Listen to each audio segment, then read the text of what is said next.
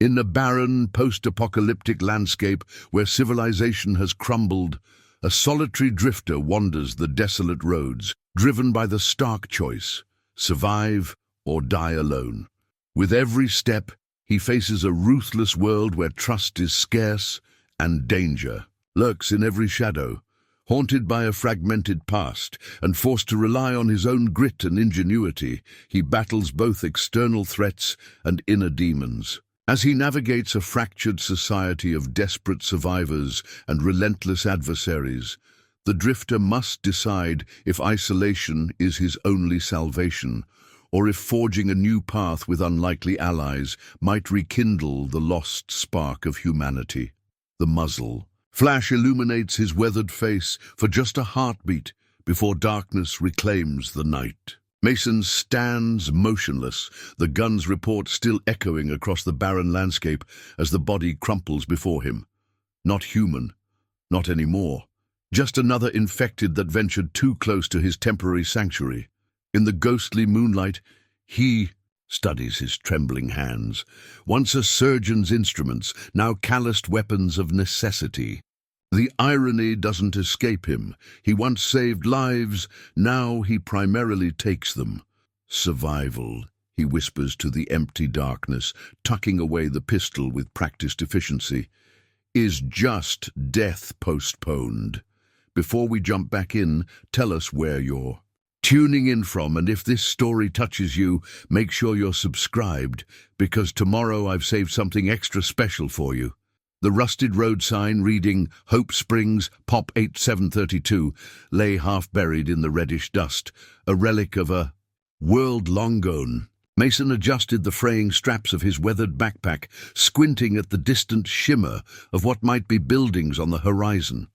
His boots, once expensive hiking gear, were now held together by electrical tape and stubborn determination.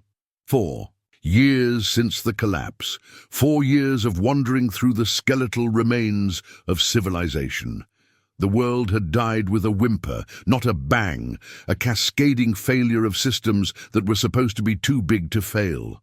First came the droughts that withered crops across continents, then the mass migrations, followed by the inevitable resource wars. The pandemic was just the death knell for a civilization already on life support.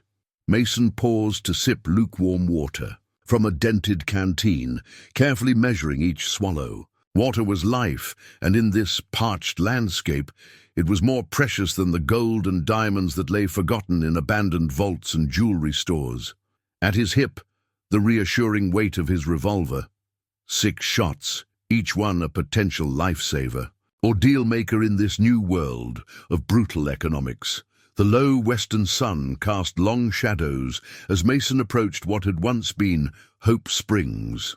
Most small towns these days were either completely abandoned or had transformed into something altogether more dangerous, fortified compounds run by whoever had the most guns and the least conscience. He'd learned to approach with caution, to observe from a distance before committing.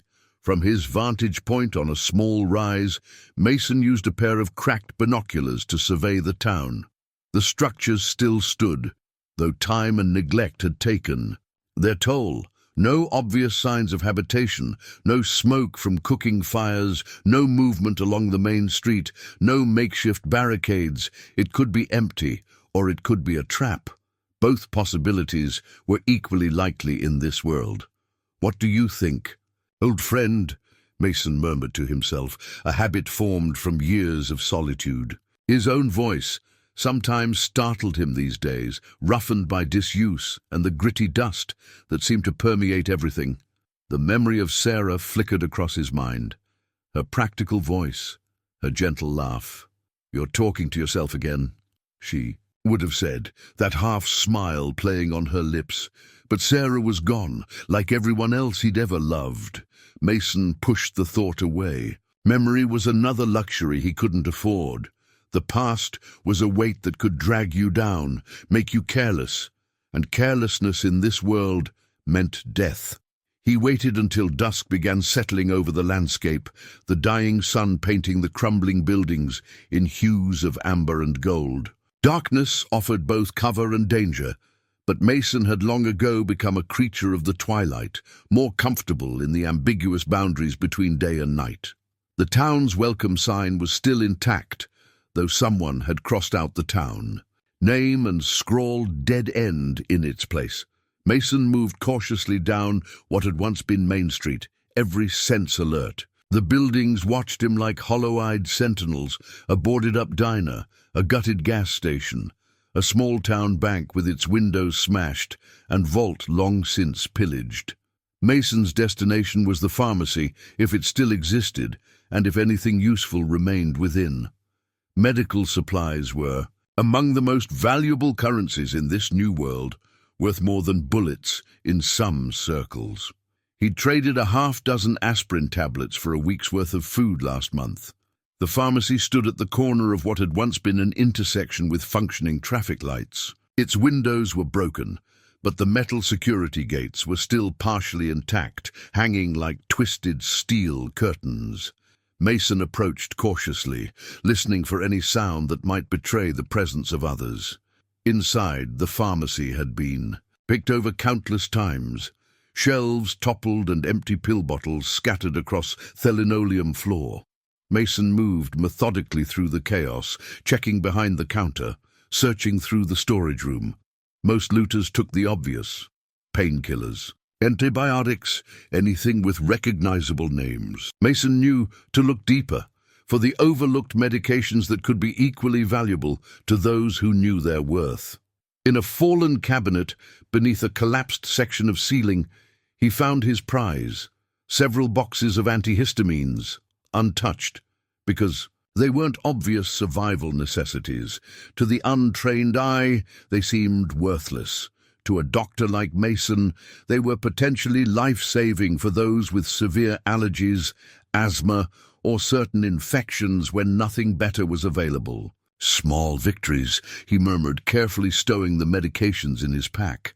A sudden noise from the street outside, the unmistakable sound of glass crunching underfoot, froze Mason in place. He slipped deeper into the shadows of the pharmacy, drawing the revolver in one fluid motion.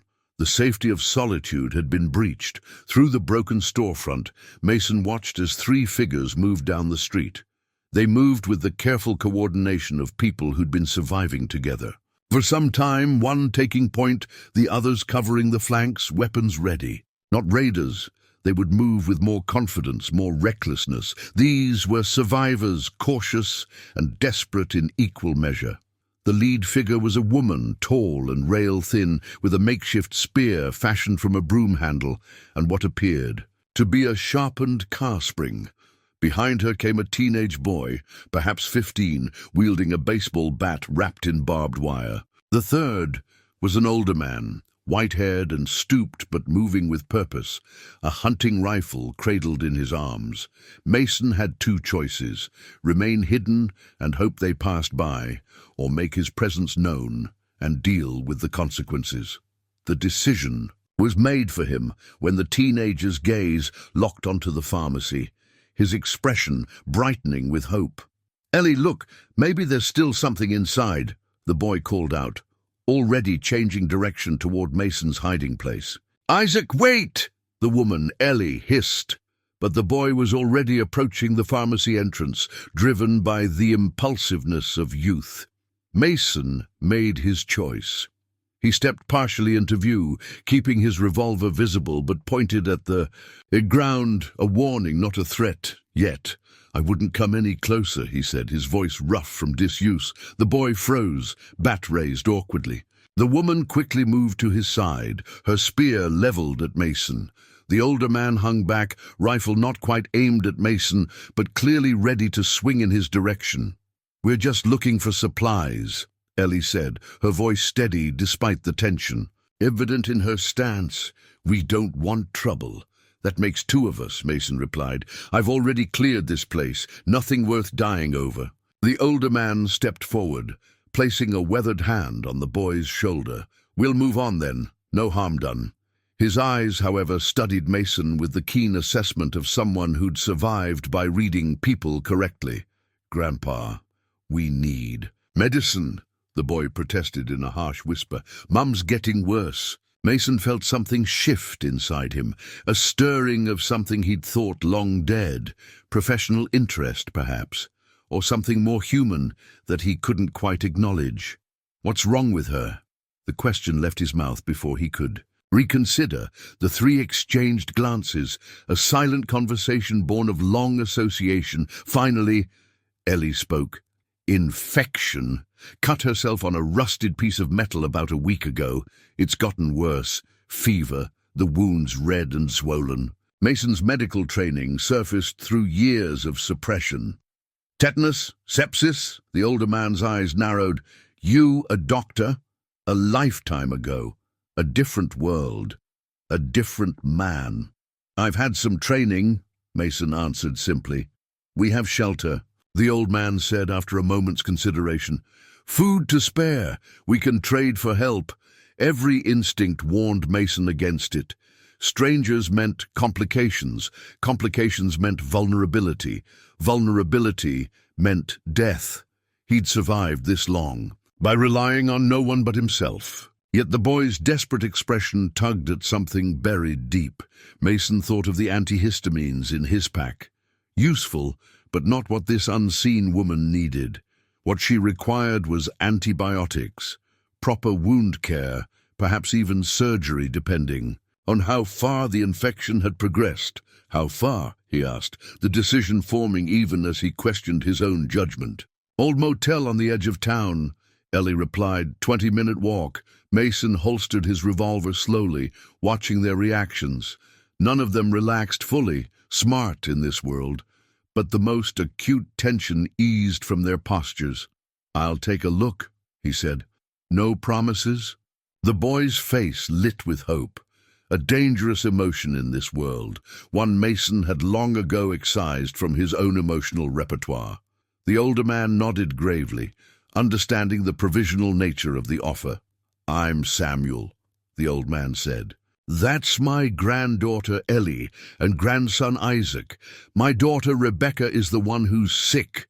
Mason hesitated before responding, unused to the social exchange of names, that relic of a more civilized time. "Mason," he finally offered, the name feeling strange on his lips, as though he were speaking of someone else entirely. They moved through the darkening streets as a loose unit, Mason deliberately keeping space between himself and the others. Old habits. They led him toward the outskirts of town, where a single-story motel with peeling paint stood surrounded by overgrown weeds. The sundown motel sign hung crookedly, several letters missing. Unlike the rest of the town, the motel showed clear signs of habitation, windows carefully covered with fabric rather than broken, a small garden plot at one end, a rainwater collection system fashioned from gutters and plastic barrels. Someone had erected a basic perimeter of sharpened stakes and tripwires, basic but effective against the casual threat. "Home, sweet home," Isaac said with a teenager's attempted nonchalance that couldn't quite mask his pride in their settlement. Inside one of the central rooms, illuminated by the warm glow of a carefully hoarded candle, lay a woman on a bed cobbled together from couch cushions and blankets. Her face was flushed with fever, hair matted with sweat against the forehead. She stirred restlessly, murmuring incoherently. "Rebecca," Samuel said softly, kneeling beside his daughter. "We brought someone who might help." Mason approached cautiously, his doctor's gaze already assessing her condition. The rapid, shallow breathing, the unnatural flush, the way her arm was cradled protectively against her body, wrapped in what appeared to be a relatively clean cloth. "How long has she been like this?" he asked, setting down his pack and removing his jacket. "Fever started 3 days ago," Ellie answered, hovering nearby. "She's been in and out of consciousness since this morning." Mason nodded, carefully unwrapping the makeshift bandage from Rebecca's arm. The wound was an angry red gash, the edges puffy and inflamed, with ominous red streaks extending up her arm. Blood poisoning was well underway. "I need clean water, as hot as you can make it, and any alcohol you might have. Drinking, or otherwise." Mason instructed, falling effortlessly into the role he'd abandoned years ago. "And all the clean cloth you can spare." As the family scrambled to gather the requested items, Mason opened his pack, extracting a small leather case. He carried more from habit than hope. A few surgical instruments salvaged from a rural clinic, carefully maintained despite limited use. The familiar weight of the scalpel in his hand triggered a cascade of memories. Sterile operating rooms, efficient nurses, the absolute certainty that came with training and technology. Now, he had none of those things. Just rudimentary tools, questionable medications, and knowledge that sometimes felt more like a burden than an asset. "Will she make it?" Isaac asked quietly, returning with a pot of steaming water. Mason looked at the boy, seeing the fear beneath the tough exterior. "I don't deal in false hope," he said honestly. "The infection's bad. I'll do what I can." For the next hour, Mason worked methodically, cleaning the wound, carefully debriding the infected tissue, administering a precious half-dose of antibiotics from his limited supply. Throughout the procedure, Rebecca alternated between unconsciousness and brief periods of delirious wakefulness, during which Samuel held her hand, murmuring reassurances. Finally, Mason sat back, wiping his forehead with the back of his hand. "I've done what I can. The next 24 hours will tell us if it was enough." "Thank you," Samuel said simply, the words carrying the weight of a father's desperate gratitude. Mason nodded uncomfortably, unused to thanks. "She needs the wound cleaned and redressed every few hours. The antibiotics I've given her are limited, 2 more doses at most. After that, it's up to her own body." Ellie approached with a steaming cup. "We still have some real tea," she offered, "saved for special occasions." The gesture, so ordinary and yet so extraordinary in this broken world, caught Mason off guard. He accepted the cup awkwardly, the warmth seeping into his calloused hands. "You're welcome to stay the night," Samuel said. "It's safer than moving around after dark." Every instinct told Mason to refuse, to retreat back into the solitary existence that had kept him alive for 4 years. Attachment was vulnerability. These people were strangers, potential threats, complications he didn't need. Yet something in the shabby motel room gave him pause. The family's obvious care for one another, the small touches that had transformed this abandoned space into something resembling a home. A child's drawing tacked to the wall, a collection of salvaged books stacked carefully in the corner, a potted plant on the windowsill, tenaciously green despite everything. "Just for tonight," Mason finally agreed, settling himself against the wall near the door, the defender's position, old habits refusing to yield entirely. As the others prepared for sleep, arranging themselves in the familiar patterns of a family accustomed to close quarters, Mason found himself an observer of an intimacy he'd almost forgotten existed. Samuel checking on Rebecca once more before settling nearby. Ellie quietly reviewing a hand-drawn map with Isaac, planning tomorrow's scavenging route. The casual touches, the shared looks, the unspoken language of people bound by something stronger than mere survival. In the flickering candlelight, Mason felt the weight of his solitude pressed down upon him like a physical burden. 4 years of speaking to no one but himself. 4 years of trusting nothing but his own instincts. 4 years of existing rather than living. As sleep finally claimed him, his hand still resting on his holstered revolver, Mason's last thought was of Sarah. Not the Sarah of his nightmares, pale and accusing as the infection claimed her, but Sarah as she had been before the world ended, laughing, brushing her dark hair from her eyes, looking at him with a love he hadn't deserved and would never know again. Dawn broke with the muted colors of a world still mourning its former vibrancy. Mason woke instantly, a skill honed through years of survival where deep sleep meant vulnerability. For a disorienting moment, the unfamiliar surroundings triggered his fight-or-flight response before memory returned. The family, the injured woman, his uncharacteristic decision to help. Rebecca looked marginally better in the pale morning light that filtered through the fabric-covered windows. Her fever had reduced slightly, and her breathing seemed less labored. Mason checked her wound with clinical detachment, noting with cautious satisfaction that the angry red streaks had not advanced further up her arm. "She's fighting," Samuel observed quietly from where he sat nearby, apparently having maintained a night-long vigil beside his daughter. Mason nodded. "The antibiotics are helping. She needs the final dose this afternoon." "And after that?" The old man's question carried the weight of a father who had already lost too much. "After that, we hope," Mason replied simply, repacking his medical supplies with practiced efficiency. Outside the motel room, Ellie and Isaac were already moving about with the purposeful energy of those accustomed to making every daylight hour count. A small fire had been carefully built in a sheltered area, the smoke minimal and controlled, enough to heat water, but not enough to signal their presence to anyone watching the horizon. "Coffee," Ellie offered, holding out a chipped mug containing a dark liquid that shared little with pre-collapse coffee beyond its name. A brew of roasted dandelion root and various foraged ingredients that provided warmth and bitter comfort, if not caffeine. Mason accepted with a nod of thanks, surprised at how quickly he was slipping back into human interaction after years of self-imposed isolation. It felt like exercising an atrophied muscle, painful but necessary. "We scavenged today," Ellie explained, gesturing towards several hand-drawn maps spread on a makeshift table fashioned from an old door. "We've covered most of the eastern part of town, but there's a residential area to the west we haven't fully explored."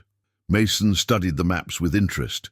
They were detailed and methodical, marking cleared buildings, potential hazards, and areas still to be explored.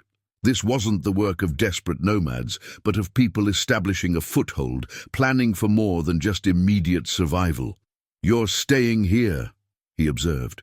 "Not a question." Ellie nodded, a hint of defensiveness in her posture. "It's secure, has water access from the old well, and good sightlines. We've been here almost 6 months. 6 months in one place." The concept was almost foreign to Mason, who rarely slept in the same location twice. Permanent settlements attracted attention from the desperate, from raiders, from those who took what they wanted simply because they could. "Risky," he commented, sipping the bitter brew. "Living is risky," Isaac interjected, joining them with an armful of salvaged wood for the fire. "But it's better than just surviving." The boy's words carried an unexpected weight, echoing thoughts Mason had refused to acknowledge during his years of wandering. There was a difference between surviving and living, a distinction he had deliberately blurred. "I should move on," Mason said, draining the last of his coffee. "Your mother's improving, and I've given you instructions for her care." "Stay for breakfast at least," Ellie insisted. "We owe you that much." Before Mason could respond, the relative quiet of the morning was shattered by the distant but unmistakable sound of vehicles, multiple engines growing steadily louder. Everyone froze, exchanging alarmed glances. Vehicles meant organization, resources, power. In this world, those who still commanded such assets rarely used them for benevolent purposes.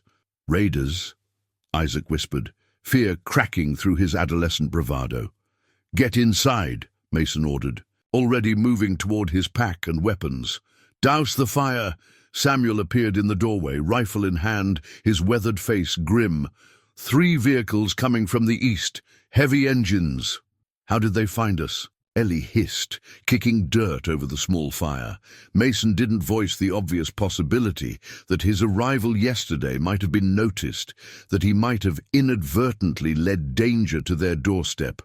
Guilt was another luxury he couldn't afford right now.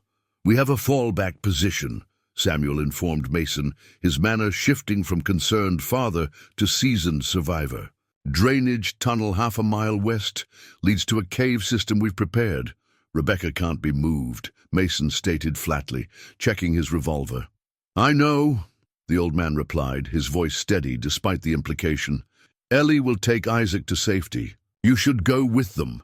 Mason studied the old man, recognizing the calculation in his eyes, the willingness to sacrifice himself for his family.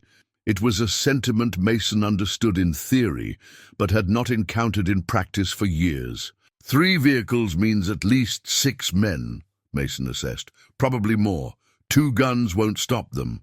Not trying to stop them, Samuel countered, just buying time. The rumble of engines grew louder, now accompanied by the distinctive sound of whooping voices, the predatory excitement of hunters who sensed prey.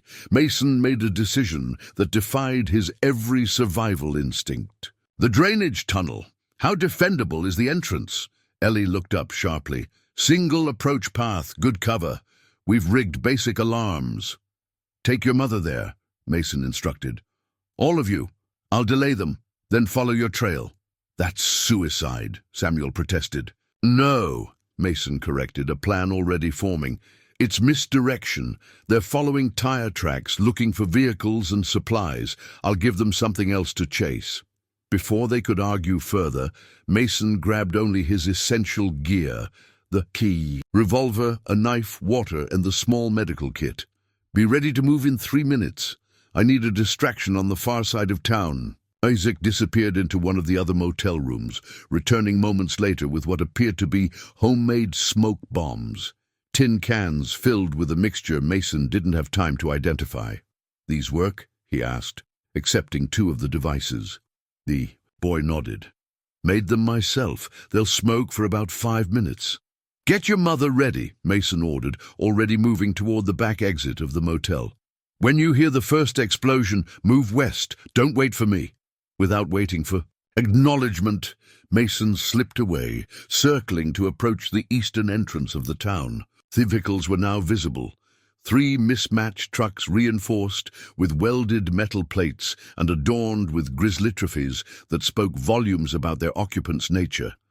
They moved with the confident aggression of predators who rarely encountered effective resistance.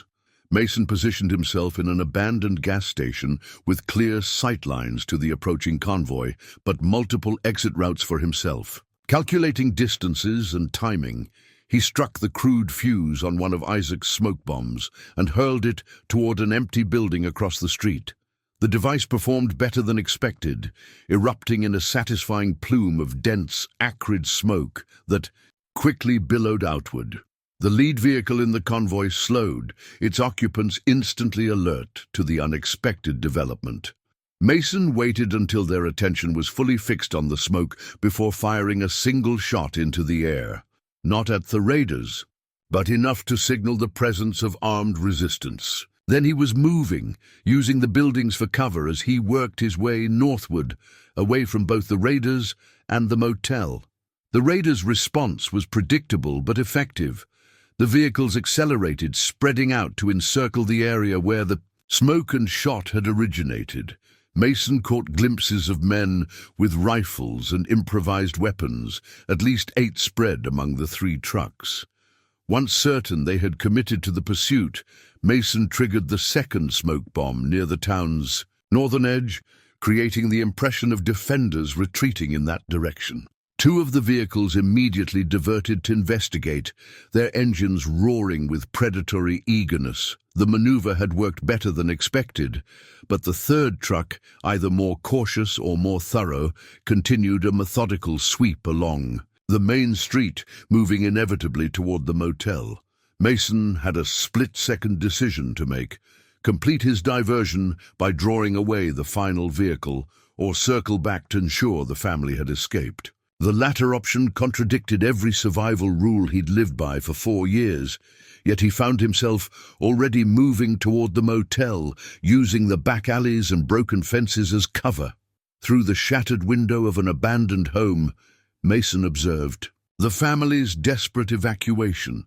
Samuel and Ellie carrying the semi-conscious Rebecca on an improvised stretcher, Isaac following with essential supplies, all moving with the urgent quiet of prey, aware of nearby predators. They had almost reached the concealment of a dry creek bed when disaster struck. Rebecca, perhaps roused by the movement, cried out in pain, a single sharp sound that carried in the morning stillness. The third truck immediately changed direction, engine revving as it closed in on the source of the sound. Mason watched in horror as the family froze momentarily, then increased their pace toward the drainage tunnel, now hopelessly exposed. Without conscious thought, Mason found himself moving again, angling to intercept the approaching vehicle. The rational part of his mind screamed against the action. One man against an armed truck was suicide, exactly the kind of hopeless last stand he had spent years avoiding. Yet he couldn't stop, couldn't turn away. These people had shown him simple kindness. They had created something worth protecting in a world that no longer valued creation.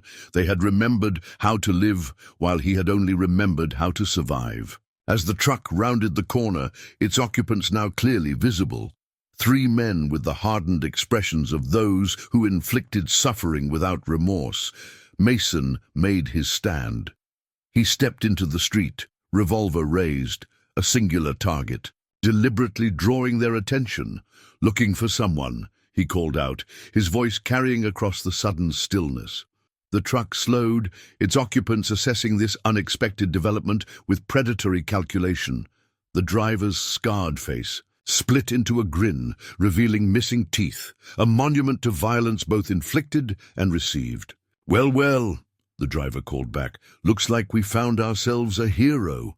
Behind the truck, barely visible in Mason's peripheral vision, the family disappeared into the sheltering underbrush, their escape unnoticed by the raiders now solely focused on the lone figure before them. In that moment, with death bearing down on him in the form of a rusted truck and bloodthirsty men, Mason felt something unexpected, a clarity of purpose he had not experienced since the world ended. He was no hero, his hands carried too much blood for that title. But perhaps, just perhaps, he could be something more than merely a survivor. The tune. Truck accelerated toward him, the men raising their weapons with casual menace. Mason stood his ground, revolver aimed at the driver, a singular thought crystallizing in his mind. Some things were worth dying for. He had simply forgotten what they were. The truck bore down on Mason with predatory intent, engine roaring like some ancient beast. At the last possible moment, he dove sideways into a narrow alley between buildings, the vehicle's modified metal bumper scraping sparks from the brick wall as it passed. Shouts erupted as the raiders scrambled to adjust to his evasion. Mason used their momentary confusion to sprint deeper into the maze of abandoned buildings, moving with the desperate efficiency of a hunted animal. He knew this dance, had performed it countless times before. The hunters became focused on their prey, forgetting whatever other quarry had initially drawn their attention. A bullet shattered brick inches from his head as he rounded a corner, followed by jeering laughter. They were enjoying this, the sport of human hunting that had become a grotesque form of entertainment in this broken world. "That's right, run," a voice called out. "Makes the blood pump better when we open you up." Mason ignored the taunts, focusing instead on his mental map of the town. He needed to lead them further away from the drainage tunnel to give the family time to reach safety. Each minute he kept the raiders occupied increased their chances of escape. The sound of the truck's engine split as the raiders divided their forces, the vehicle continuing down the main road, while footsteps indicated at least 2 pursuers following him into the narrower passages. Mason ducked into what had once been a laundromat, glass crunching underfoot as he navigated through the darkened interior to a rear exit. A flash of movement to his left.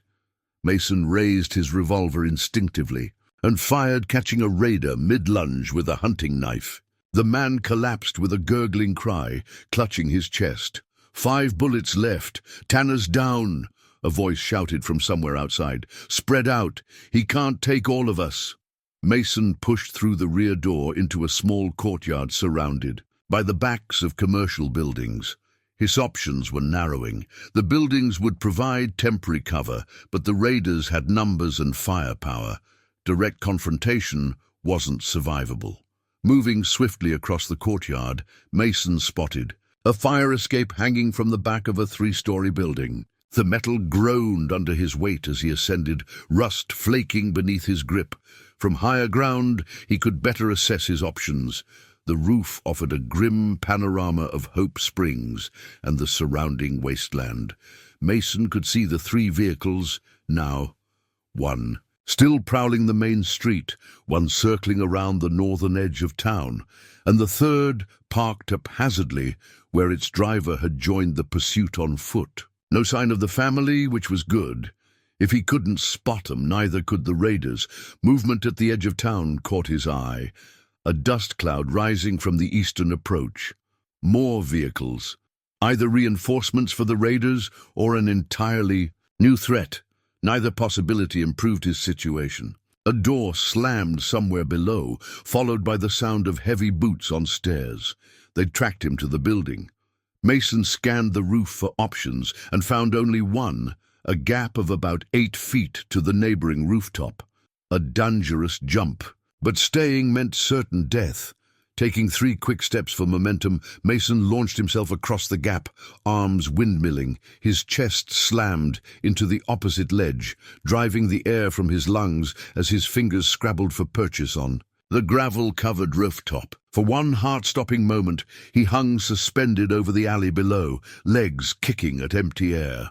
With a final surge of desperate strength, Mason pulled himself onto the roof, rolling away from the edge just as raiders burst onto the rooftop he'd vacated. Gunfire erupted, bullets peppering the rooftop around him as he crawled toward the cover of a ventilation unit. "We got him cornered now," one of the raiders shouted. "No way down except through us."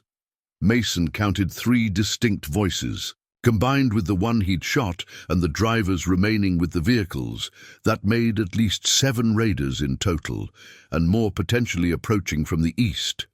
The odds were deteriorating rapidly. Checking his revolver, 5 rounds remaining, Mason considered his dwindling options. The building beneath him appeared to be an old department store, its roof access likely locked from the inside. He could try shooting the lock, but the noise would pinpoint his position and use a precious bullet. The approaching dust cloud to the east was now close enough to identify. 2 more vehicles, similar to the raiders' trucks, but adorned with different insignia. Not reinforcements then, rivals perhaps, or simply another group drawn by the gunfire and prospect of scavenging. Mason's instincts screamed for him to find an escape route, to abandon this doomed position and disappear into the wasteland, as he'd done countless times before. But escape meant the raiders would resume their search for the family. He needed another option. The answer came in the form of the department store beneath his feet. If he couldn't go down through the roof access, perhaps he could create his own entrance. The roof was old, weakened by years of neglect and weather damage. Mason located a section that showed signs of water damage, the ceiling sagging slightly. Bracing himself, he stomped hard, feeling the surface give beneath his weight. Another powerful kick, and the rotted material crumbled, creating a jagged opening barely wide enough for a man. Gunfire from the adjacent roof intensified as the raiders spotted his movement. A bullet grazed Mason's shoulder, tearing through his jacket and leaving a burning furrow across his skin. Without hesitation, he lowered himself through the hole, hanging momentarily before dropping into darkness. The fall was longer than expected. Mason landed hard on what felt like a display counter, the impact sending pain lancing through his ankle. Something cracked beneath him, mannequin parts perhaps, or the brittle remains of merchandise long since picked over by earlier scavengers. Daylight filtered weakly through dirt-encrusted windows, revealing the ghostly outlines of clothing racks and shelving units. Mason limped toward what appeared to be a service door, hoping it might lead to a loading dock or employee exit away from the raiders' position. Outside, the sound of engines grew louder as the new arrivals reached the town. Shouting erupted. Hostile. Exchanges between the original raiders and the newcomers. A territorial dispute, giving Mason a momentary reprieve as attention shifted away from him.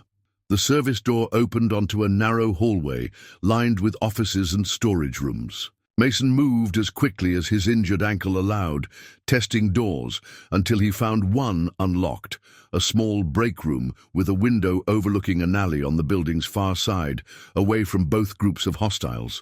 The window was small but workable. Mason used his jacket to clear away the broken glass before squeezing through the opening, dropping painfully to the alley below. His ankle protested sharply, threatening to buckle, but adrenaline pushed him forward. Gunfire erupted in earnest now, not the sporadic shots of hunters tracking prey, but the sustained exchange of rivals, engaging in open combat. Mason used the distraction to put distance between himself and the conflict, moving westward through back alleys and abandoned lots. The drainage tunnel entrance appeared like a mirage in the distance, a concrete culvert partially concealed by years of accumulated debris and strategic camouflage. Mason approached cautiously, aware that he might be leading enemies directly to the family's refuge. Stopping several hundred yards short, he scanned his back trail carefully. No sign of pursuit. The raiders were fully engaged with the new threat, their hunt temporarily forgotten. Still, caution demanded verification. Mason found a sheltered position overlooking the approach to the tunnel and settled in to wait, controlling his breathing as he monitored for any sign of pursuit. Minutes stretched into an hour as the distant sounds of conflict gradually subsided. Eventually, engines roared to life, then faded into the distance, someone retreating, though whether victor or vanquished was impossible to determine. Only when absolute silence had returned did Mason approach the drainage tunnel, moving with deliberate steps despite his throbbing ankle. At the entrance, crude but effective alarm systems were visible, tin cans containing pebbles strung across the opening, a carefully arranged pile of loose stones that would clatter if disturbed. "It's Mason," he called softly into the darkness, maintaining a safe distance. "I'm alone." Silence greeted his announcement, followed by the faint sound of hushed voices conferring deeper within the tunnel. Finally, Isaac's voice responded from the shadows. "Prove it, smart kid. Your mother has an infection in her right arm from a rusty metal cut. I gave her the last dose of antibiotics this morning. You make smoke bombs out of tin cans." A moment later, Isaac emerged from the tunnel, a crude spear held nervously in his hands. The boy's eyes widened at Mason's bloodied appearance. "You're hurt." "I've had worse," Mason replied, though in truth his shoulder burned fiercely and his ankle threatened to collapse with each step. "The raiders." "Heard the shooting," Isaac confirmed. "Sounded like a war." "Close enough. Another group arrived. There, keeping each other occupied." "It won't last." Isaac led him deeper into the tunnel, which gradually opened into a wider drainage system. The family had established a small camp on a raised concrete platform above the waterline, illuminated by a single battery-powered lantern carefully shrouded to prevent light from escaping the tunnel entrance. Samuel and Ellie rose at their approach, relief visible on their faces. Rebecca lay on an improvised bed, her color improved, though she remained unconscious. "Didn't expect to see you again," Samuel said bluntly, though his extended hand belied the harshness of his words. Mason accepted the handshake awkwardly. "Makes two of us." "Your shoulder," Ellie observed, already reaching for their limited medical supplies. "Graze. The ankle's worse." Mason lowered himself carefully onto a crate, finally allowing his body to acknowledge the injuries it had sustained. As Ellie cleaned and dressed his wound with practiced efficiency, Mason described the raiders and the arrival of the second group. "They'll eventually search the whole town. This place won't stay secure for long." "We have a secondary location," Samuel explained, "further into the cave system. Less comfortable, but nearly impossible to find if you don't know it's there." "And after that?" Mason asked, the question that had haunted his own existence for years. There was always another threat, another retreat, another temporary sanctuary that inevitably failed. Samuel didn't answer immediately, his gaze drifting to his. "Daughters still form, one day at a time. It's all any of us have." Ellie finished bandaging Mason's shoulder and moved to examine his ankle, which had swollen considerably. Not broken, I think, but you won't be running any foot races soon. Told you he'd come back, Isaac said suddenly, a hint of adolescent triumph in his voice as he addressed his grandfather. Said he was different. Samuel nodded soberly. That he is. The question is why. His penetrating gaze fixed on Mason. Most folks these days wouldn't risk their lives for strangers. Mason had no ready answer. His actions defied the careful self-preservation that had guided him for years. Perhaps it was the reminder of his former identity as a healer, or simply human connection after too long alone. Whatever their reason, he found himself committed to these people's survival in a way he couldn't fully articulate. We should move deeper before dark, he said instead, deflecting the implicit question. If they're thorough, they'll check the drainage system eventually. Samuel nodded, accepting the tactical assessment without pressing for the personal revelations behind it. Isaac, pack the essentials. Ellie, get your mother ready to move. The family operated with the quiet efficiency of people accustomed to rapid relocation, gathering only the most critical supplies while leaving the camp appearing lived in. A deliberate misdirection for any pursuers.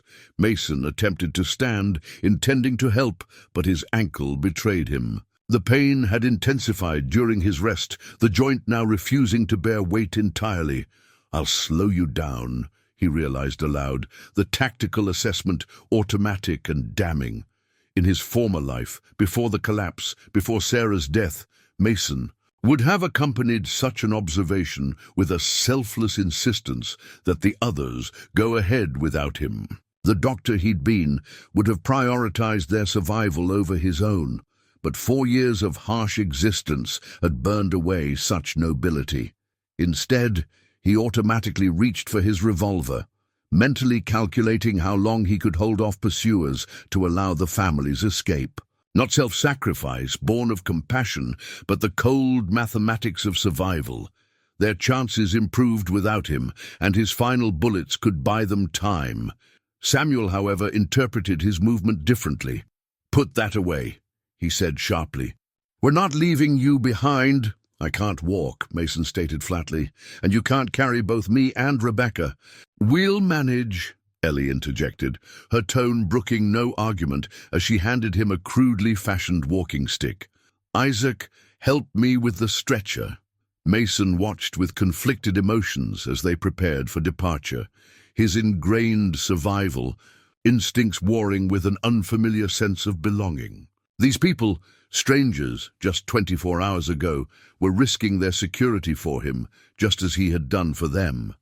The concept of mutual aid, rather than mere transactional cooperation, felt alien after years of solitary existence.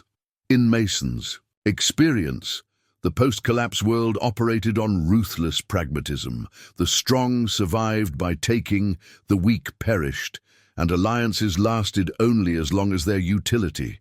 Yet here was something different, a family unit extending its protection.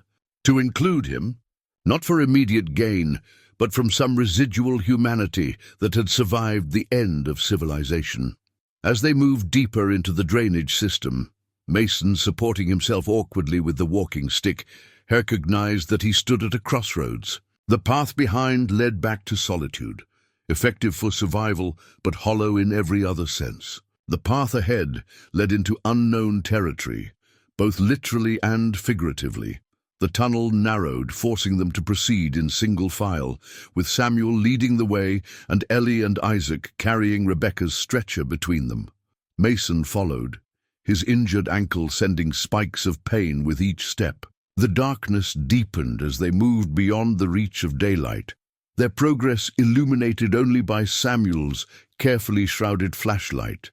The drainage tunnel eventually opened into a natural cave system.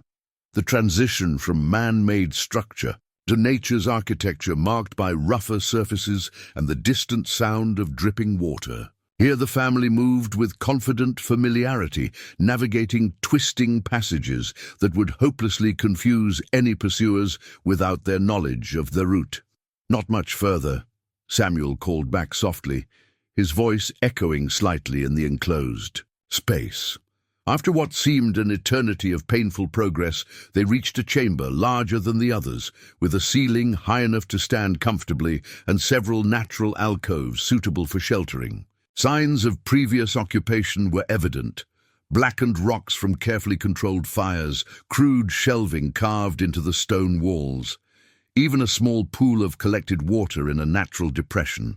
"Home away from home," Isaac said with forced cheerfulness as they carefully transferred Rebecca to a sleeping area prepared with salvaged blankets. Mason lowered himself gratefully against a wall, stretching his injured leg before him. The chamber was defensible, a single approach path that could be monitored, natural ventilation through fissures in the rock, and access to water. A survivalist's sanctuary. As the family settled into practiced routines, Ellie checking Rebecca's wound, Isaac organizing their limited supplies, Samuel setting up subtle alarms near the chamber entrance, Mason found himself watching with something approaching wonder. They moved together like a single organism, each understanding their role without discussion. It struck him suddenly that this was what he had lost when Sarah died. Not just his wife, but his place in the human equation. He had survived the collapse, physically intact, but had abandoned the connections that made survival meaningful. Rebecca stirred on her makeshift bed, her eyes opening fully for the first time since the previous night. She looked around in momentary confusion before focusing on her father's face. "Samuel, what happened?" Her voice was weak but lucid. "Rest easy," the old man soothed, kneeling beside her. "We had to move. Raiders in town." Rebecca's gaze traveled the chamber, taking in her children before finally settling on Mason. No recognition flickered in her eyes, only the wariness of a survivor confronted with a stranger. "Who's he?" she asked, tension evident despite her weakness. "He's a doctor," Isaac answered before Samuel could respond. "He saved your arm, and then he saved all of us." Mason wanted to correct the boy, to explain that he had merely created a diversion, that their own preparation and quick thinking had been their salvation, but the words died in his throat at the simple pride in Isaac's voice. The boy needed heroes in this broken world. Who was Mason to deny him one? "Mason," he offered instead, the name still feeling strange on his lips after years of anonymity. "Your family helped me as much as I helped them." Rebecca studied him, with the penetrating gaze of a mother assessing potential threats to her children. Whatever she saw must have satisfied her, as the tension gradually eased from her posture. "Thank you," she said simply. 2 words, just a basic courtesy that would have been unremarkable in the world before. Yet in this moment, in this place, they carried the weight of something profound, an acknowledgement not just of aid rendered, but of humanity recognized. Mason nodded awkwardly, unused, to gratitude. "Your family's smart, prepared. You've built something worth protecting." "We try," Rebecca replied, her gaze now including all of them. "It's not just about surviving anymore. It's about remembering what makes survival worthwhile." The words struck Mason with unexpected force, articulating the nebulous thoughts that had been forming in his own mind. Surviving versus living, existing versus belonging. The stark choice between mere continuation and actual purpose. As the family continued their quiet preparations for an uncertain night ahead, Mason found himself contemplating a future beyond his next meal or safe shelter, a luxury of thought he had denied himself for years. The path ahead remained dangerous and unclear, but for the first time since the world ended, he allowed himself to consider traveling it with companions rather than alone. 3 days passed in the relative safety of the cave. Rebecca's condition improved steadily, the infection retreating before the combination of antibiotics and her body's natural defenses. Mason's ankle, while still painful, had regained enough strength to bear his weight for short periods. The immediate crisis had passed, replaced by the more mundane challenges of daily survival. Mason found himself settling into the family's rhythms with surprising ease. Each morning, Samuel and Ellie would venture cautiously to the tunnel entrance to scout for signs of the raiders. Isaac tended the small, smokeless fire they used for cooking and boiling water, while Mason checked Rebecca's wound and shared what medical knowledge he possessed. "You were really a doctor?" Rebecca asked on the third morning as he carefully changed her bandage. Her fever had broken completely, leaving her weak but clear-eyed and increasingly curious about their unexpected companion. "Trauma surgeon," Mason replied, his fingers automatically checking the wound edges for signs of renewed infection. "Boston General." "Long way from Boston," she observed. Mason's hands paused momentarily before resuming their work. "Long time ago." Rebecca seemed to sense the barriers around his past and didn't press further. Instead, she asked, "What do you make of our chances here?" The directness of the question caught Mason off guard. He'd expected gratitude or perhaps curiosity about his medical background, not a tactical assessment of their situation, yet he appreciated her practicality. "The cave is secure for now. The raiders have no reason to suspect anyone survived, but resources are limited. Water's available, but food will become an issue soon." Rebecca nodded, accepting his assessment without visible concern. "We have caches in several locations near town. Once I can move properly, we'll relocate to our tertiary site. It's an old ranger station in the hills, about 15 miles west." "You've planned thoroughly," Mason noted with professional approval. "Samuel was military before. Strategic planning. It's kept us alive." She hesitated before adding, "You're welcome to come with us when we go." The offer hung in the air between them, a tenuous bridge across the gulf of Mason's isolation. 3 days ago, he would have rejected it without consideration. Now he found himself unable to dismiss it so easily.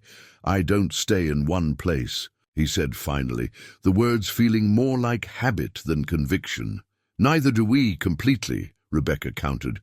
"But we have a network, multiple fallback positions, supply caches, more mobility as a group than alone." Before Mason could formulate a response, Samuel and Ellie returned from their morning reconnaissance, their expressions grim. "Raiders are gone," Samuel reported, setting down his rifle. "But they left sentries at major roads, 2 men each, vehicles. Concealed, they're waiting for someone to return." The tactical implications were immediate and concerning. The raiders had guessed that the town had permanent inhabitants who might return if they believed the danger had passed. It was a patient strategy that spoke of organization and leadership beyond the typical hit-and-run tactics of wasteland predators. "How many exits have you confirmed watched?" Mason asked, shifting immediately into tactical assessment. "East and south for certain," Ellie answered. "Couldn't get close enough to the northern road without risking detection." "And we're west of town now," Mason concluded, mentally mapping their position. "If they're covering all cardinal directions, our movement options are severely limited. We could wait them out," Isaac suggested, joining the conversation. "They'll have to leave eventually." Samuel shook his head. "Raiders with vehicles and enough organization to set watches? They're part of a larger group. These are just forward scouts. More will come if they don't report back. We need to move." "Before they bring reinforcements," Rebecca stated, attempting to sit up more fully despite her weakness. "The ranger station has better defensive positions and stored supplies." "You're not strong enough yet," Mason objected automatically, medical training overriding tactical considerations. "I will be by tomorrow," she replied with quiet determination. "We move at dawn." The decision made, they turned to practical preparations. Samuel and Isaac inventoried their limited supplies, while Ellie sketched maps of possible routes to the ranger station that avoided the watched roads. Mason found himself incorporated into their planning sessions naturally, his input on medical considerations and survival tactics accepted without question. That evening, as the others slept, Mason sat near the cave entrance taking his turn at watch. The faint moonlight filtering through the drainage tunnel created shifting patterns on the stone floor, a hypnotic display that matched his unsettled thoughts. 4 years of solitary wandering had established patterns he couldn't easily break. Constant movement, minimal attachments, survival above all else. Yet his encounter with this family had awakened something he'd believed long dead: the capacity for connection, for purpose beyond mere persistence.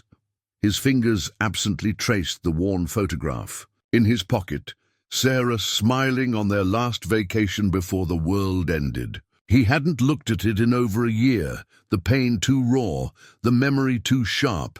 Now he felt compelled to remove it, to confront the ghost that had driven him into isolation. "You couldn't save her," he whispered to the darkness, the admission still. Bitter after all this time.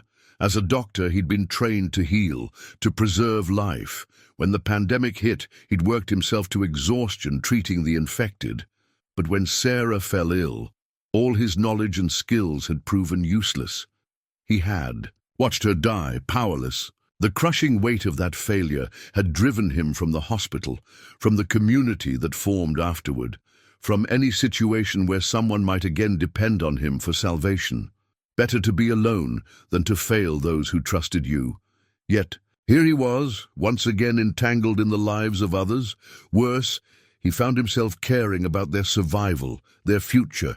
It was dangerous, emotionally and practically, but he couldn't seem to extricate himself from their orbit. A soft noise behind him interrupted his reverie. Rebecca stood in the shadow of the passage, supporting herself against the wall. "You should be resting," Mason chided gently, quickly returning the photograph to his pocket. "Hard to rest when your future's uncertain," she replied, slowly lowering herself to sit near him. "Mind some company?" Mason shrugged, neither welcoming nor rejecting her presence. They sat in silence for several minutes, the distant drip of water the only sound. "I was a high school principal," Rebecca said suddenly. "Before..." Mason glanced at her, surprised by the unprompted revelation. "Doesn't matter now," she continued, "except that I learned to read people. Survival skill even before the world ended. When dealing with teenagers..." A ghost of a smile crossed her face. "You're carrying something heavy." "Aren't we all?" Mason deflected. Rebecca nodded, accepting his resistance. "True enough, but some burdens are meant to be shared." She studied his profile in the dim light. "You risk your life for us, strangers. There's more to that decision than random chance." Mason remained silent, uncomfortable with her perception. Finally he offered, "I was married before. Her name was Sarah, and you lost her." Rebecca concluded softly. "Not a question. I was supposed to save people. That was my job, my purpose." The words emerged haltingly, rusty from disuse. "I couldn't save her." Rebecca absorbed this, then said simply, "I lost my husband the first year. Pneumonia after the antibiotics ran out. Nothing to be done." The parallel wasn't lost on Mason. "How do you keep going? With your family, I mean, knowing you could lose them any day in this world." "Because of that possibility," she answered. "Every day could be the last. So each one matters. Isolation feels safer, but it's half a life." The words resonated uncomfortably with Mason's own unacknowledged doubts. For years, he'd convinced himself that severing connections was the rational choice in a world where loss was inevitable. Yet watching this family, their interdependence, their shared purpose, had awakened the suspicion that his choice had been driven by fear rather than logic.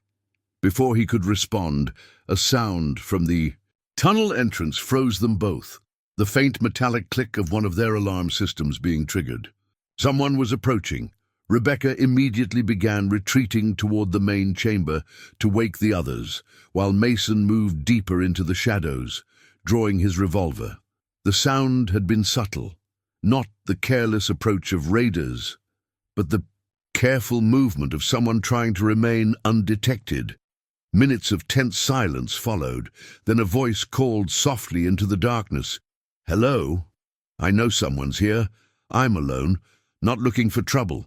Female, young, frightened despite the attempt at confidence. Mason remained motionless, weighing possibilities. A trap, a genuine survivor, the voice called again, more desperate this time. Please, raiders are everywhere. I just need somewhere to hide for the night.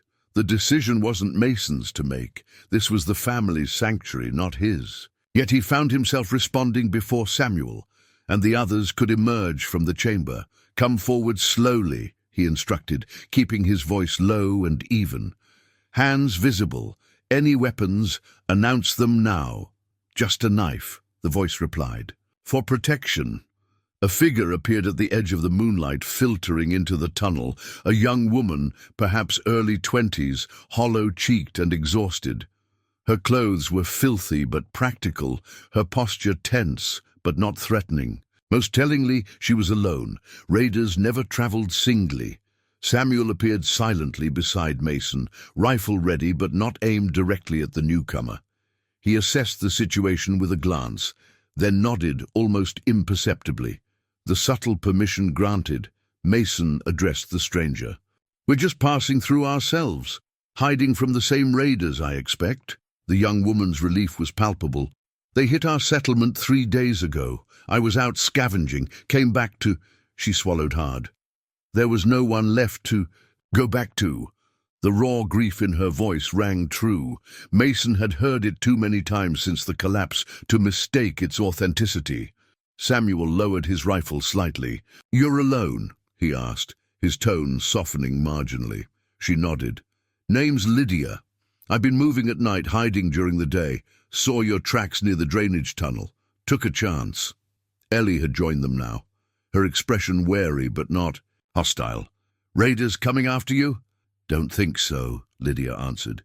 They were focused on stripping everything valuable. I stayed hidden until they left. A hushed conversation followed between Samuel, Ellie, and Rebecca, who had joined them. Despite her weakness, Mason remained silent, recognizing that this decision belonged to the family. They were already taking a risk harboring him. Another stranger doubled that risk. Finally, Samuel turned back to Lydia. You can stay the night. We move at dawn. You're welcome to travel with us to the next point. Then we'll reassess. The conditional. Acceptance was practical rather than cold. Survival demanded caution, but humanity required compassion. Lydia nodded gratefully, understanding the terms. As they settled back into the chamber, rearranging their limited space to accommodate one more person, Mason observed the dynamics with interest. The family maintained a polite but careful distance. From Lydia, sharing food and water, but keeping weapons accessible. Trust was a luxury few could afford in this new world. Lydia, for her part, seemed to understand these unspoken boundaries. She answered questions about the raiders' numbers and equipment with detailed precision that suggested military or law enforcement background, though she offered no personal history beyond her name. The information she provided aligned with their own observations. The raiders were part of a larger organization that had been expanding its territory systematically, stripping communities of resources before moving on. They call themselves the Reclamation, Lydia explained as they gathered around the small fire. Their leader has some warped philosophy about reclaiming the resources wasted by weak communities. They leave enough people alive to spread the word, to encourage others to surrender without resistance. Terrorists using fear as a weapon, Samuel observed grimly. Old tactic, new packaging. How many vehicles total? Mason asked, focusing on the practical threat. At least 15 that I saw. Plus motorcycles for scouts, over 40 fighters, well armed. Lydia's clinical assessment confirmed she had some tactical training. They have a base camp about 30 miles east of here, fortified location, former National Guard armory. The information painted a disturbing picture. This wasn't a random band of raiders, but an emerging power in the wasteland, organized, strategic, and resource-rich by post-collapse standards. Their presence changed the calculation for the journey ahead. As the others prepared for sleep, arranging watches with the new addition factored in, Mason found himself mentally mapping alternative routes to the ranger station. The direct path would take them too close to roads likely watched by reclamation scouts. They would need to travel through rougher terrain, a challenging prospect with Rebecca still recovering and now Lydia joining their group. The complexity of these considerations was itself noteworthy. 6 days ago, Mason's tactical thinking had extended only to his own survival. Where to find his next meal, where to safely sleep, how to avoid hostile encounters. Now he found himself planning for the safety of 5 people, accepting the additional risks and complications without question. The next morning dawned grey and threatening, the sky heavy with the promise of rain, both blessing and curse in their situation. Precipitation would mask their trail, but would make travel more difficult and increase the risk of exposure, particularly dangerous for Rebecca in her weakened state. Final preparations were made with practiced efficiency. Supplies distributed to balance weight among those able to carry, routes confirmed, contingency plans established in case of separation. Mason found his medical kit supplemented with items from the family's stores, his role as healer now formally acknowledged in their division of labor. As they prepared to depart, Mason caught Samuel watching him with an unreadable expression. "What?" he asked, uncomfortable under the older man's scrutiny. Samuel nodded toward Mason's pack, now filled with supplies beyond his personal belongings. "A week ago, would you have carried extra weight for others?" The question cut to the heart of Mason's transformation. A week ago, the very concept would have been anathema to him. Additional burden without personal benefit, increased risk without corresponding reward. The calculus of survival had been straightforward then. Maximize personal advantage, minimize vulnerability. "No," he admitted simply. Samuel nodded, as if confirming something to himself. "Changes happen to us all. Question is whether we recognize them in time." Before Mason could respond, Rebecca approached, moving slowly but under her own power. "We're ready?" Samuel shouldered his pack, conversation forgotten as they moved into the practicalities of departure. Isaac led the way, having scouted the tunnel entrance earlier and confirmed it clear of immediate threats. Ellie followed, then Rebecca, with Lydia close behind to assist if needed. Mason and Samuel brought up the rear, covering their back trail with the group's only firearms. Emerging from the drainage tunnel into the grey morning light, Mason felt acutely vulnerable after days in the relative security of the cave. The open landscape offered little cover, the distant buildings of Hope Springs visible as jagged silhouettes against the eastern sky. Somewhere among those ruins, reclamation sentries watched the roads, waiting for returning inhabitants. They moved westward in single file, using the dry creek bed for concealment, each step taking them further from the town and closer to uncertain sanctuary. The first raindrops began to fall as they reached the edge of the wasteland proper, the barren terrain ahead offering minimal shelter but also reduced chance of encountering hostiles.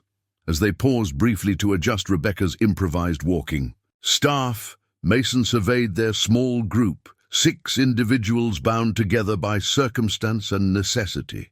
Samuel with his military bearing and protective vigilance. Rebecca with her quiet determination despite physical weakness. Ellie's practical competence and sharp observational skills. Isaac's youthful resilience and surprising technical creativity. Lydia, still an unknown quantity but clearly a survivor with valuable knowledge of their common enemy. And himself, the wanderer who had abandoned human connection as a liability, now inexplicably committed to this makeshift community. The rain intensified, soaking through clothing and rendering the terrain treacherous underfoot. Yet they continued westward, each step a small victory against the hostile world and Mason's own ingrained isolation. For the first time in 4 years, he was Not simply surviving from one moment to the next, but moving with purpose toward a shared goal. The realization was both terrifying and strangely liberating. In the grey vastness of the wasteland, with danger at their backs and uncertainty ahead, Mason identified an unfamiliar sensation gradually taking root within him, an emotion he had, ruthlessly suppressed since Sarah's death. The ranger station materialized on the horizon after 2 grueling days of travel across the wasteland. Their progress had been slow, hampered by Rebecca's condition and the need to avoid open terrain where they might be spotted. The rain had continued intermittently, a mixed blessing that concealed their trail but left them perpetually damp and increasingly vulnerable to the cold. Mason had kept a careful eye on Rebecca throughout the journey, concerned that the physical strain might reactivate her infection. To his relief, she had proven remarkably resilient, her determination compensating for physical weakness. The others had rotated support duties, helping her across difficult terrain without complaint. Lydia had integrated into the group with surprising ease, taking her share of watches and offering useful insights about the surrounding territory. She and Ellie had developed a tentative camaraderie, bonding over shared skills in tracking and foraging. Mason remained cautiously neutral toward her, professional but reserved, his years of isolation making trust a difficult commodity to extend.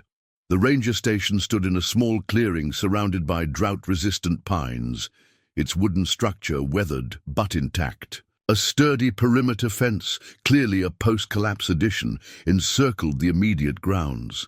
Solar panels glintedly on the roof despite the overcast sky, a remarkable luxury in this new world. "Home, sweet home," Isaac murmured as they approached.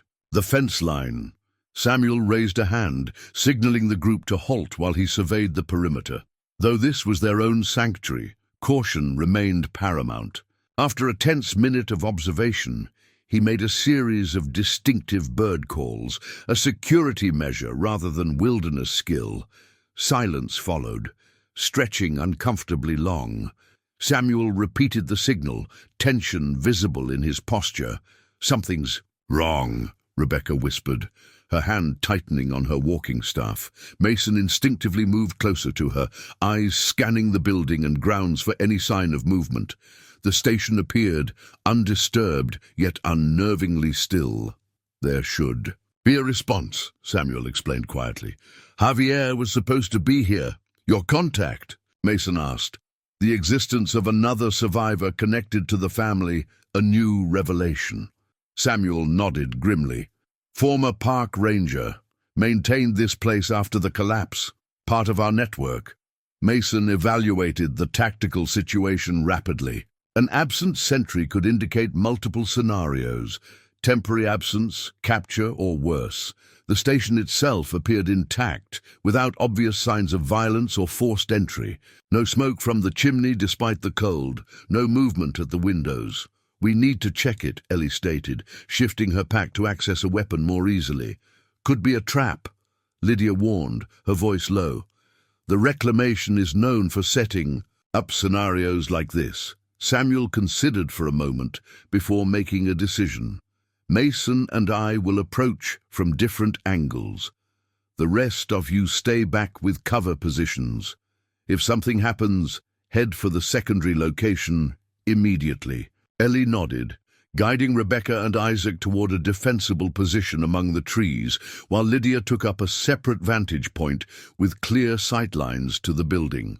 Samuel and Mason exchanged brief nods before separating, approaching the station. From eastern and western angles, Mason moved with practiced stealth, his revolver drawn as he navigated the perimeter.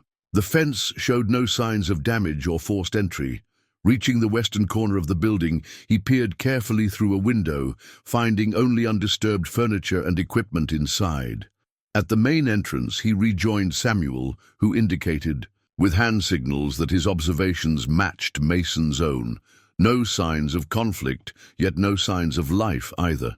Samuel produced a key from a hidden pocket and carefully unlocked the door, pushing it open while remaining outside the potential line of fire.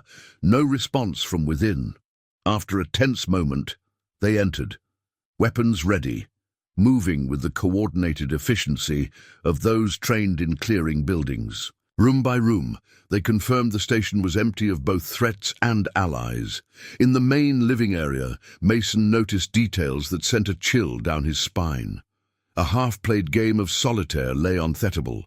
A mug of liquid, tea perhaps, stood. Nearby, a thin layer of mold floating on its surface. A chair lay overturned, the only sign of possible disturbance.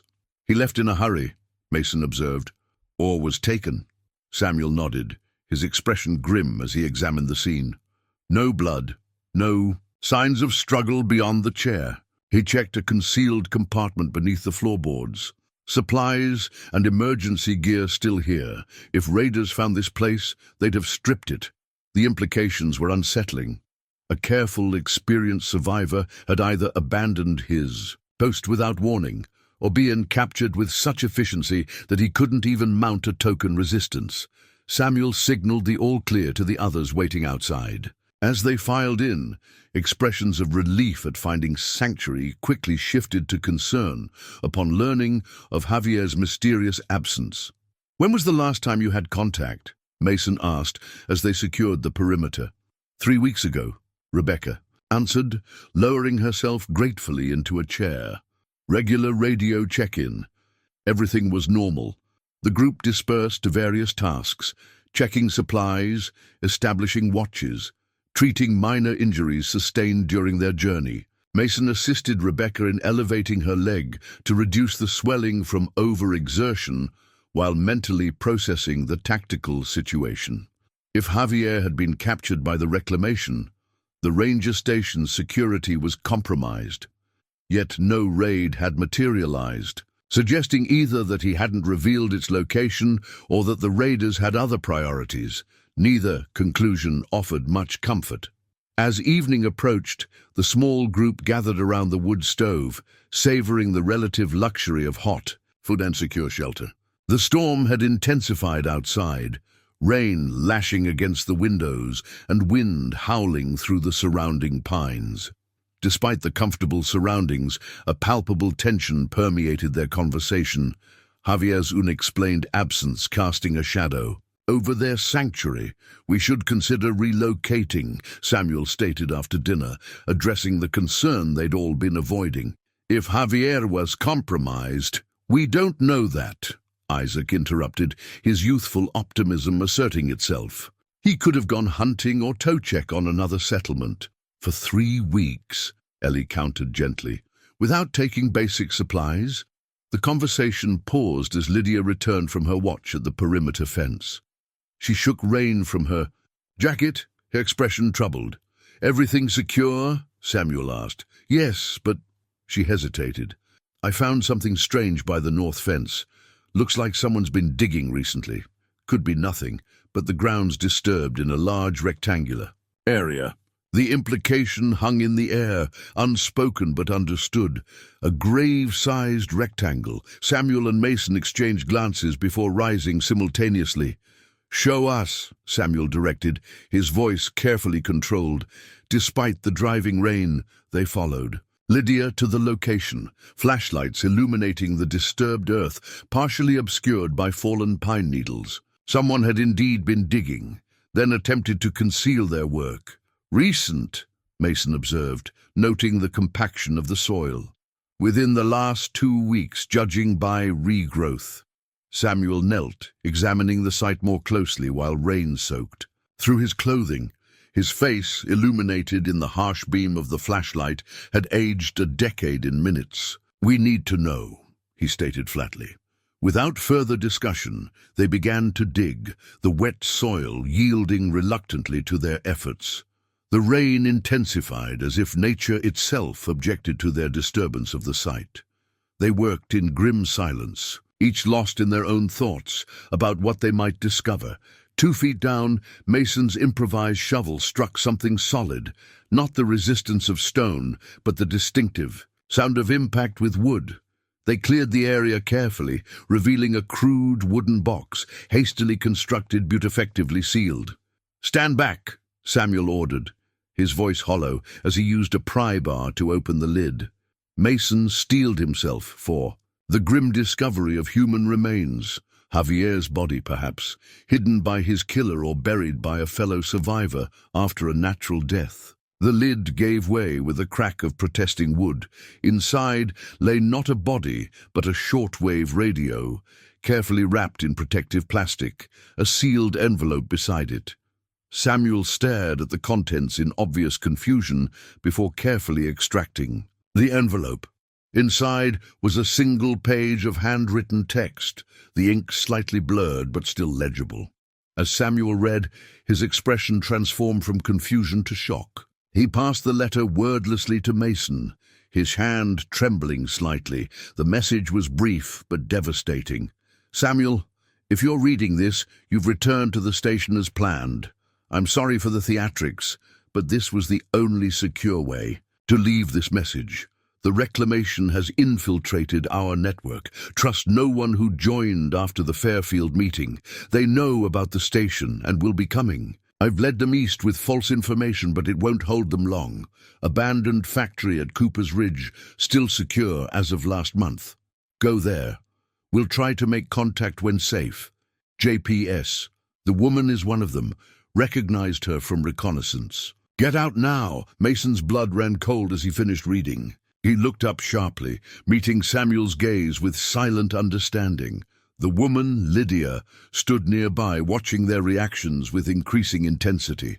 "Something wrong?" she asked, her voice carefully neutral. Samuel folded the paper deliberately, his movements measured despite the alarming revelation. "Just a note from Javier.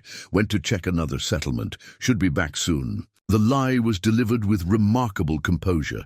Lydia nodded, but Mason noticed her eyes tracking the radio they'd unearthed, a flash of calculation crossing her features. "We should get back inside. Weather's getting worse." As they walked back toward the station, Samuel managed to position himself close enough to Mason to whisper, "Wait for my signal. We need to warn the others." Mason nodded imperceptibly, his mind racing through scenarios. If Javier's warning was accurate, they had invited an enemy directly into their sanctuary.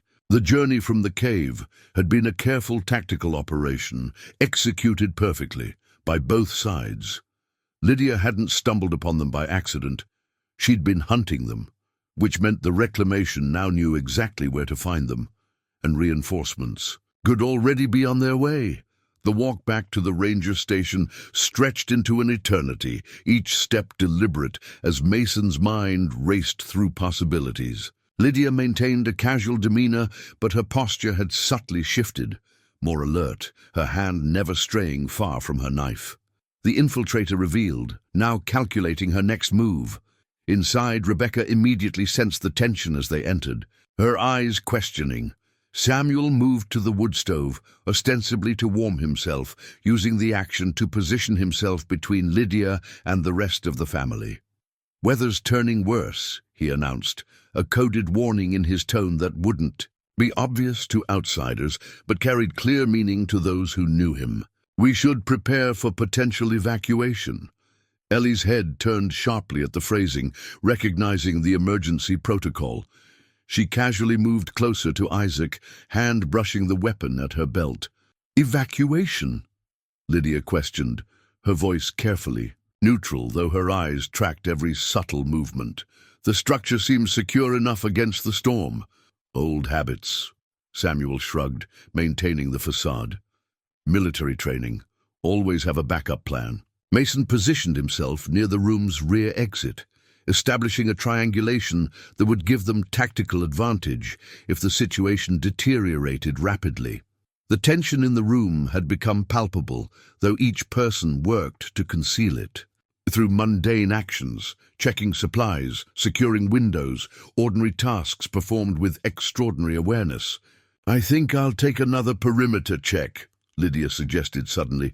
"Thought I heard something earlier." "I'll join you," Mason countered immediately, unwilling to let her potentially signal Confederates. 2 sets of eyes are a better in this. Weather. A flash of calculation crossed her features before she nodded agreement. As they prepared to head outside, Samuel approached, handing Mason a spare flashlight. "Be careful out there," he said meaningfully, pressing something else discreetly into Mason's palm, a small key. Once outside, the storm provided convenient cover for conversation, the howling wind ensuring their words wouldn't carry back to the station. They circled the perimeter fence methodically, Mason keeping a cautious distance from Lydia while maintaining the pretense of cooperative surveillance. "Your family's well organized," she observed, scanning the tree line rather than looking at Mason directly. "Most survivors we encounter are far less prepared." "They've adapted well," Mason replied neutrally, noting her use of "we" rather than "I", a subtle but significant slip. "And you? You don't seem fully integrated into their unit." Mason recognized the probe for what it was, an attempt to identify fracture points, potential weaknesses in group solidarity. "Recent addition," he acknowledged, "but finding my place." Lydia nodded, her expression thoughtful. "It's rare to find genuine community these days. Most groups are just temporary alliances of convenience." She paused, studying him more directly. "You were alone before them?" "By choice," Mason confirmed, allowing a calculated honesty. "Safer that way, usually." "It can be," she agreed, "until it isn't." Something shifted in her demeanor, a subtle relaxation, as if making a decision. The reclamation understands that balance better than most, the strength of organization with the freedom of individual purpose. The casual introduction of the reclamation into conversation confirmed Javier's warning beyond any doubt. Mason maintained his neutral expression with effort, his hand instinctively shifting closer to his concealed revolver. "You speak as if you know them personally," he observed carefully.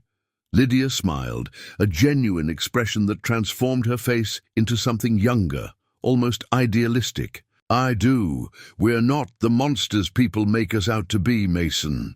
The direct admission hung between them, a gauntlet thrown. Mason's tactical options narrowed instantly. She wouldn't have revealed herself unless reinforcements were already close, or she had absolute confidence in her position. "The settlements you've raided might disagree," he responded, buying time while scanning their surroundings for signs of concealed attackers. "Resources have to be consolidated to rebuild properly," she countered with the fervor of a true believer. "The scattered approach, tiny groups hoarding supplies while others starve, perpetuates the collapse. The reclamation is creating something sustainable through force." "When necessary," she acknowledged without shame, "but we prefer integration. Skills like yours, medical training, are invaluable. The family too.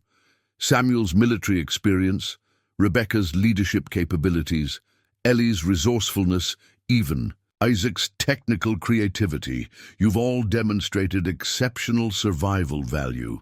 The clinical assessment sent a chill through Mason that had nothing to do with the rain. "So we're being recruited rather than eliminated. Should we feel honored?" "You should feel pragmatic," Lydia replied, her tone hardening slightly. "The alternative is significantly less pleasant." They had completed a full circuit of the perimeter, returning to the station's main entrance. The implied threat hung between them, neither acknowledging it directly as they paused beneath the small overhang that provided minimal shelter from the driving rain. "How far away are they?" Mason asked finally, abandoning pretense. Lydia's expression showed brief surprise before settling into something like respect for his directness. "Close enough. It triggered the signal when we arrived, and if we refuse this generous recruitment offer, that would be unfortunate," she said simply. "For everyone." Inside the station, Mason could see the family making preparations, their movements, conveying urgency despite attempts at casualness. They'd understood Samuel's warning and were readying for evacuation, gathering essential supplies, concealing others for potential later retrieval. A practiced protocol performed under present danger. "Your family will join us or die resisting." Lydia stated, with matter-of-fact certainty. "But you, Mason, you're different. Not really one of them yet. Self-interest has guided you this far. It's a short step to practical alliance." The recruitment pitch was delivered with genuine conviction, appealing to the solitary survivor he'd been just days earlier. The Mason who had wandered alone for 4 years might even have considered it, a pragmatic alignment with the dominant power emerging in the region, offering security and purpose of a sort. But that Mason no longer existed, or at least no longer commanded his decisions. The transformation had been so gradual, he'd barely noticed it happening, a slow awakening of connections he'd severed after Sarah's death. "You've miscalculated," he said quietly, his decision crystallizing as he spoke. "About them, about me." Lydia's expression hardened, her posture shifting subtly into combat readiness.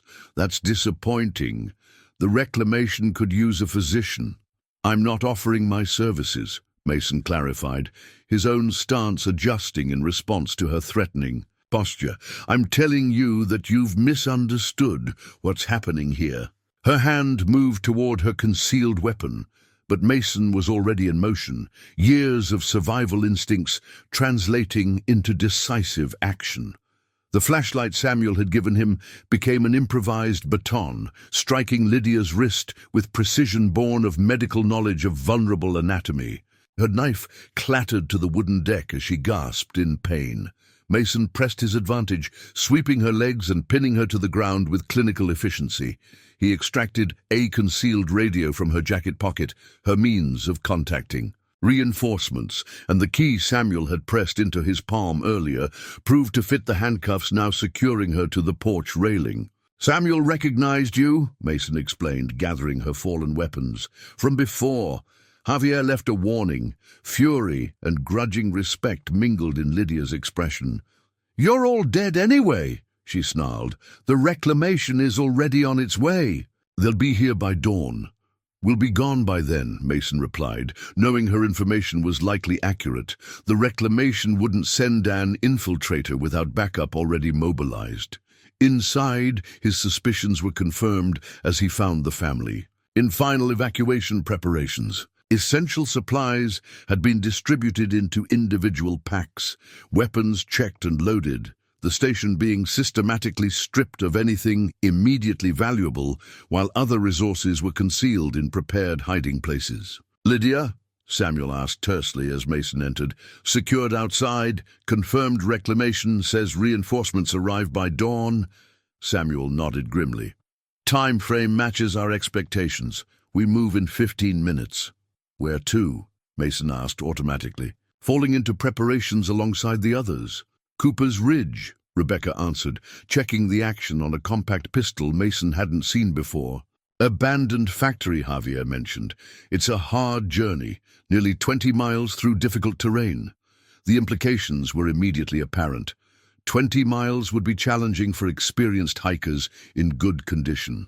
With Rebecca still recovering and the need to travel cross-country to avoid detection, it represented a grueling ordeal with significant risk. "We've done worse," Ellie stated with quiet confidence, correctly interpreting Mason's concerned expression. "Family stays together." The simple declaration carried profound weight. This small group had survived not just through tactical skill or luck, but through absolute commitment to one another. It was a bond Mason had deliberately avoided for years, convinced that attachment only increased vulnerability. Now he found himself integrated into their unity, included without question in their collective we. "What about her?" Mason nodded toward the door, indicating Lydia. A heavy silence fell as they confronted the implicit question. In the post-collapse world, practical survival often required brutal decisions. An enemy who could expose their root, who had already betrayed them once, represented an unacceptable risk. "We're not executioners," Samuel finally stated, his tone allowing no argument. "Leave her secured. She'll be found when her people arrive." The decision spoke volumes about the moral framework this family maintained, despite the brutality of their circumstances. They would fight when necessary, but they wouldn't abandon the fundamental humanity that separated them from groups like the Reclamation. As final preparations concluded, Mason found himself performing a familiar inventory of his medical supplies, now supplemented by items from the ranger station's stores. His role had evolved from reluctant temporary ally to essential group member, the designated healer in their small community. Outside, the storm had intensified, lightning occasionally illuminating the landscape in harsh, blue-white flashes. The weather, that had seemed an adversary, now offered their best chance at escape, covering their trail and hindering pursuit. They would travel through the worst of the elements, using the storm as both cover and compass, heading northwest toward Cooper's Ridge, through terrain the Reclamation's vehicles couldn't easily navigate. Before departing, Samuel paused beside the restrained Lydia, who glared up at him with undisguised hatred. "You could have joined us legitimately," he told her, his tone more sorrowful than angry. "We would have welcomed you." "Your way is dying," she spat back. "Small groups, clinging to old values, scavenging the remains of a dead world. The Reclamation is building something new." "There's nothing new about tyranny," Samuel replied quietly. "It's the oldest human failure there is." He left a canteen within her restricted reach, enough water to survive until her companions arrived.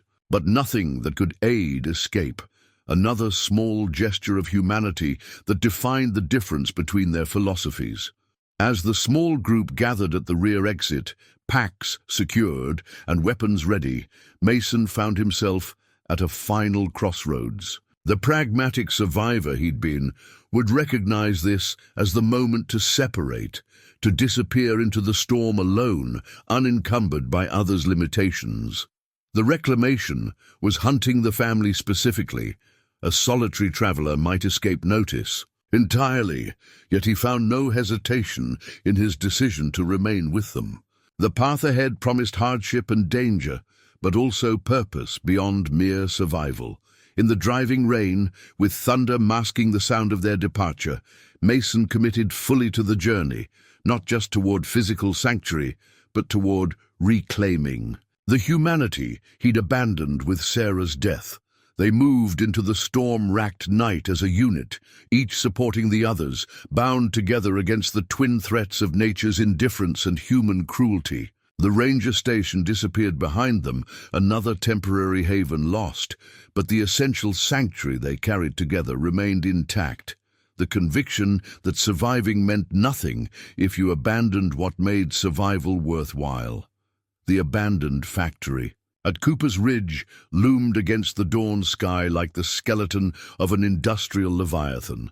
3 days of grueling travel through storm-lashed wilderness had brought them to this desolate sanctuary, a massive concrete and steel structure, partially reclaimed by nature, vines creeping up its walls and trees growing through collapsed sections of roof. Mason supported Rebecca as they made the final approach, her strength finally flagging after pushing herself beyond reasonable limits. The journey had tested them all. Frigid nights with minimal shelter, treacherous terrain that forced lengthy detours, constant vigilance against reclamation patrols that swept the region with increasing frequency. "Almost there," he encouraged. Quietly, feeling her lean more heavily against him with each step, Samuel moved ahead with Ellie, scouting the perimeter for signs of occupation or threat. Isaac followed close behind Mason and Rebecca, serving as rearguard despite his youth. The boy had proven remarkably resilient throughout their journey, maintaining vigilance despite exhaustion that had etched deep shadows beneath his eyes. "Hold," Samuel called softly, raising a closed fist in the universal signal to stop. The group froze in place, weapons ready, as Samuel investigated something near the factory's main entrance. After a tense moment, he beckoned them forward. "Recognition marks," he explained, indicating nearly invisible symbols scratched into the concrete, meaningful only to those who knew to look for them. "Javier's been here recently." Left indicators. "And that it's still secure." Relief passed visibly through the group. The possibility that they might arrive to find this sanctuary also compromised had been an unspoken fear throughout their journey. The factory's entrance had been cleverly fortified, appearing derelict and impassable from a distance, yet accessible through a series of barriers designed to admit those who knew the proper approach. Samuel navigated these with practiced familiarity, guiding them into the cavernous interior where daylight filtered through strategic openings in the roof. Inside, the space had been transformed. The ancient manufacturing floor now housed a functional compound, living areas partitioned with salvaged materials, rainwater collection systems, even small garden plots utilizing the natural light from above. Most surprising was the evidence of power. Solar panels had been connected to battery systems, providing limited but precious electricity. "Javier's been busy," Samuel observed, his tone mixing admiration with caution. "This is more developed than when we last visited." "We're not alone," Ellie noted, indicating subtle signs of habitation. Recently used cooking equipment, damp clothing hung to dry, a book left open on a makeshift table. As if summoned by their observations, a figure emerged from the shadows of an upper walkway, rifle trained professionally upon the new arrivals. "Identify," a male voice commanded. "Samuel Whitney, family +1. Javier sent us from the ranger station." A moment of evaluation followed before the figure lowered his weapon. "Authentication phrase? Broken arrows still fly true." Samuel responded without hesitation. The sentry nodded and whistled a specific pattern. In response, several additional figures appeared from concealed positions throughout the factory floor. At least 6 people, all armed, all regarding the newcomers with cautious assessment. "Samuel," a grey-haired woman acknowledged, stepping forward from the group. Her weathered face showed recognition and guarded welcome. "We weren't expecting you." "Situation changed, Helena," Samuel replied grimly. "Ranger station compromised. Reclamation moving into the region in force." This information generated a ripple of concerned reactions among the gathered survivors. Helena gestured toward a sectioned area that appeared to serve as a meeting space. "We need to hear everything. But first, your people need care." Her experienced eyes had already catalogued Rebecca's exhaustion and the generally depleted condition of the travelers. The next hour passed in a blur of practical arrangements. Rebecca was settled in a designated medical area where, to Masons, professional relief, actual medical supplies were available. The others were provided food, water, and opportunities to clean up and rest. Mason found himself automatically shifting into his physician role, checking Rebecca's condition before allowing himself to address his own needs. "You're a doctor," Helena observed, watching him work with practiced assessment. Mason nodded, focusing on changing the dressing on Rebecca's arm, where the exertion had aggravated her healing wound. "Actual medical training is rare these days," Helena continued. "Most of our healers are people who've picked up skills through necessity rather than education." "That describes most of my practice for the past 4 years," Mason acknowledged. "Riley, will she recover?" Helena asked, nodding toward Rebecca. "With proper rest and care, yes." Mason completed the dressing and administered antibiotics from the settlement supplies, luxury beyond measure in this world. Helena studied him with the penetrating gaze of someone accustomed to making life-or-death judgments about strangers. "Samuel seems to consider you part of his family unit." It wasn't quite a question, but Mason recognized the implicit inquiry about his status and loyalty. "Recent addition," he applied simply. Helena's non-committal response suggested she was reserving judgment. "Once you've rested, we'll need tow debrief. The reclamation's movements have been increasing throughout the region. Your information could be valuable."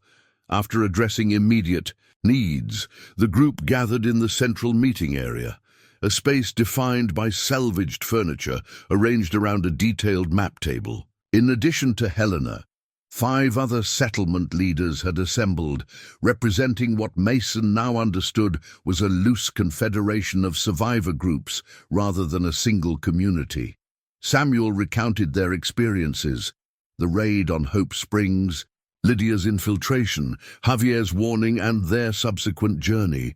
He delivered the information with military precision, focusing on tactical details that might be relevant to the larger group's security. This tracks with reports from our other outposts. A stocky man introduced, as Marcus confirmed.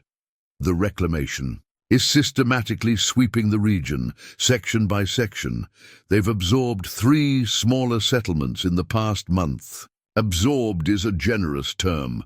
Another leader named Diane interjected bitterly. Those who resist are eliminated. Those who submit are conscripted. Their operational security has improved as well, Helena added. Coordinated communications, forward scouts, even EMP devices to disable any tech advantages settlements might have. The tactical assessment painted a grim picture. A predatory organization growing in strength and sophistication, methodically conquering territory through a combination of force and infiltration. The loose confederation of independent settlements represented at the table was facing extinction through either destruction or absorption. We've maintained secrecy through constant movement and minimal technology, Marcus explained. But they're becoming more effective at tracking. It's only a matter of time before they locate even our most secure positions. Javier believed they were working from a central base, Samuel noted. Former National Guard armory east of Hope Springs. Helena nodded. We've confirmed that location. Heavily fortified, at least 40 fighters with vehicles and weaponry beyond. Anything we can muster individually. So we don't fight individually, Mason found himself saying, the tactical assessment emerging from years of survival calculations. All eyes turned to him with varied expressions: surprise, skepticism, consideration. Elaborate, Helena directed, her tone neither endorsing nor dismissing the suggestion. Mason moved to the map, medical training translating unexpectedly well to tactical analysis.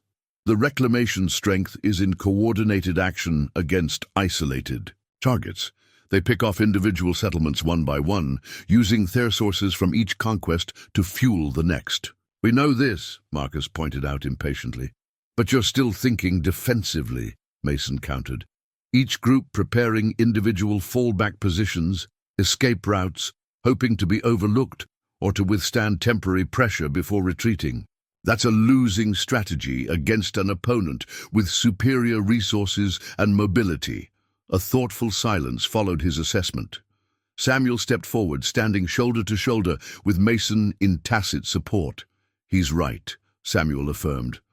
We've survived by hiding and running, but there's a limit to how long that works against an adversary that controls more territory each month. What's the alternative? Diane challenged. Combined assault? We've barely got 20 combat-capable people among all our groups. They have 4 times that number with military-grade weapons. Not assault, Mason clarified.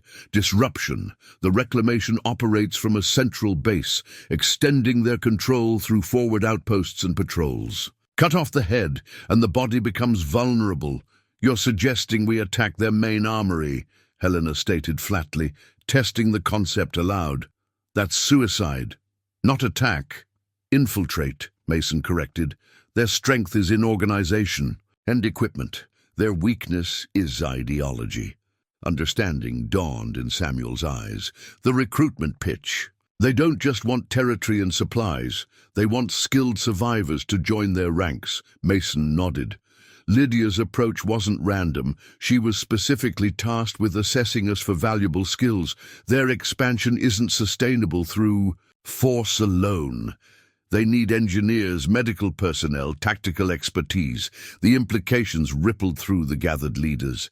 Helena's expression shifted from skepticism to calculated interest. A Trojan horse approach, she mused. Infiltrate their ranks through the recruitment they're already seeking, then disrupt from within.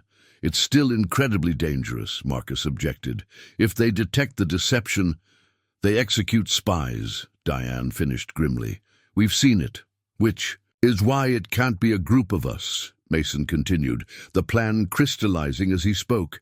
Just one person, someone with skills valuable enough that they'd lower their guard, someone they're already seeking. The logical conclusion hung in the air unspoken until Samuel voiced it.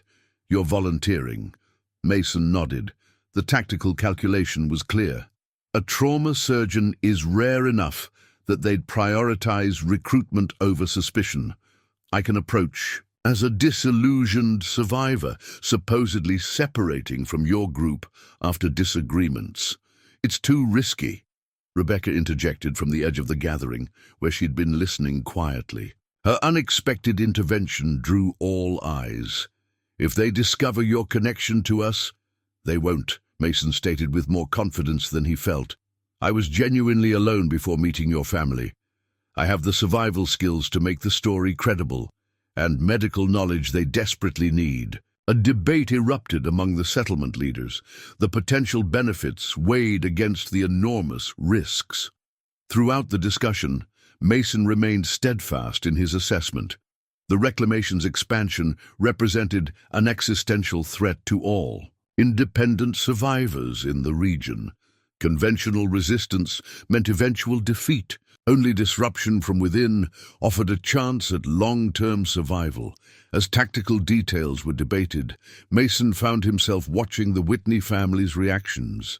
Samuel's expression showed reluctant professional agreement with the strategy, recognizing its military logic while personally opposed to the risk. Ellie maintained a stoic facade that couldn't quite mask her concern.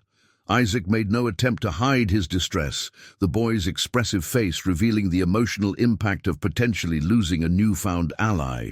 Rebecca's gaze remained fixed on Mason, her eyes conveying a complex mixture of understanding and something deeper that he couldn't fully interpret. When the general discussion reached an impasse, Helena called for a brief recess. As the leaders dispersed to consider options, Mason found Samuel at his side. You don't have to do this, the older man said quietly. We've survived this long. We'll find another way. Mason appreciated the sentiment, but recognized the tactical reality. There isn't another way, not one with better odds. Why? Samuel asked simply. A week ago, you wouldn't have risked yourself for strangers. The question struck at the heart of Mason's transformation. Why, indeed? The pragmatic survivor. He'd been for 4 years, would never have volunteered for such a mission. That Mason had systematically avoided attachment precisely to prevent finding himself in situations where others' welfare outweighed his own survival calculations. Yet, here he stood, volunteering for a mission with minimal survival probability, for the benefit of people he barely knew. The answer, when it came to him, was surprisingly simple. Because surviving isn't living, he said, echoing Rebecca's words from days earlier, and some things are worth dying for. Samuel studied him for a long moment before nodding once, acceptance rather than agreement. If we do this, we do it right. Full preparation, contingencies, extraction plan. Agreed. As the leaders reconvened, the debate shifted from whether to attempt the infiltration to how to maximize its chances of success. Mason would approach the reclamation as a disillusioned survivor seeking security, leveraging his medical skills as entry. Once inside, he would gather intelligence on their operations, leadership structure and vulnerabilities, transmitting critical information through prearranged dead drops. The ultimate objective: identify the weaknesses that would allow the settlement. Confederation, to disrupt the reclamation's command structure long enough for an evacuation of all allied communities to a secure location outside their operational range. Not victory in the conventional sense. The disparity in resources made that impossible, but survival with independence preserved. A chance to rebuild beyond the reclamation's reach rather than submit to their vision of civilization built on subjugation. As the mission parameters solidified, Mason found himself experiencing an unexpected sense of clarity.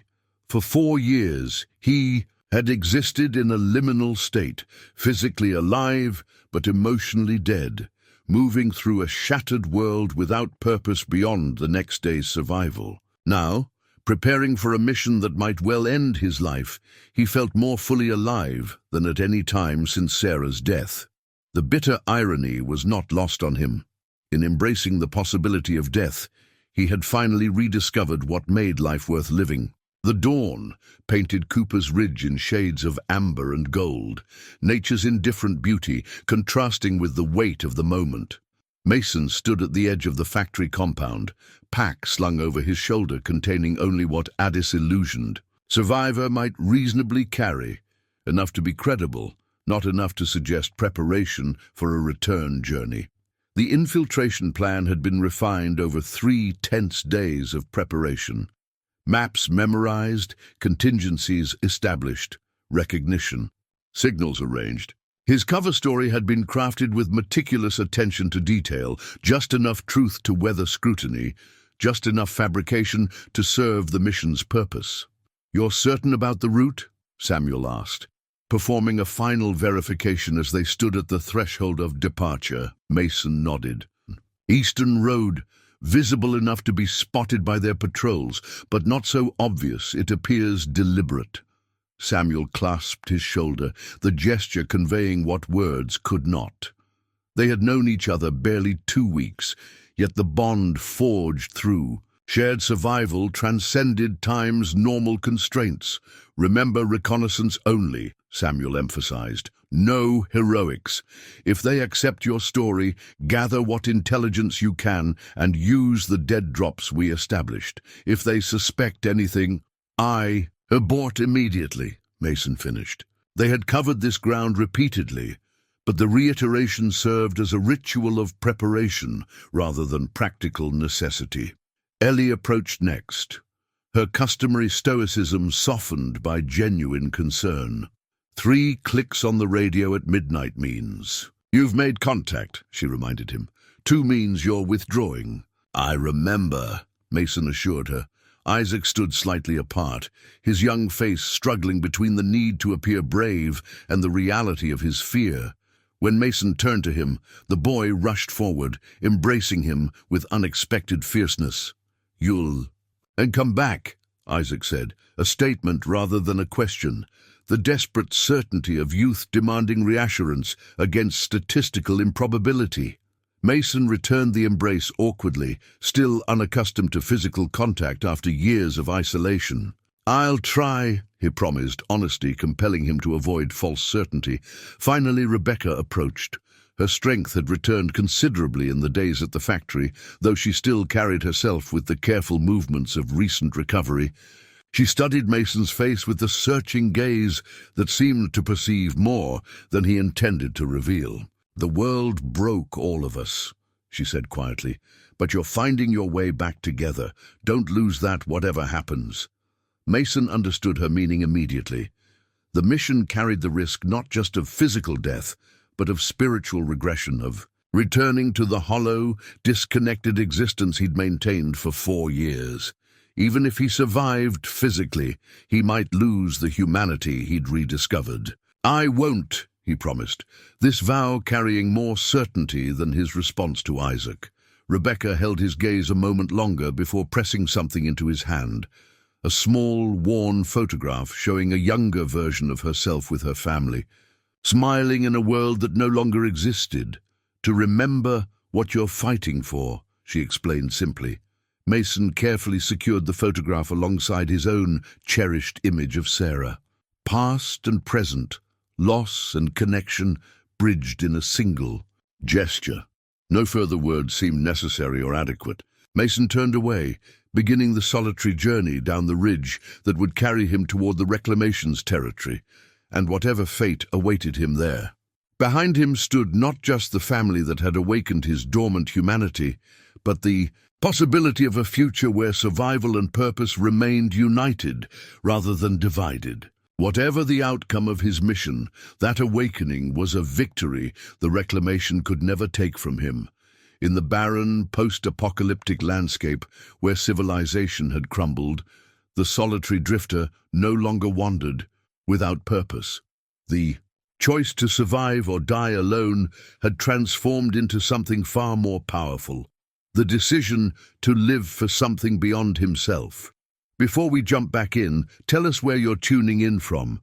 And if this story touches you, make sure you're subscribed, because tomorrow I've saved something extra special for you.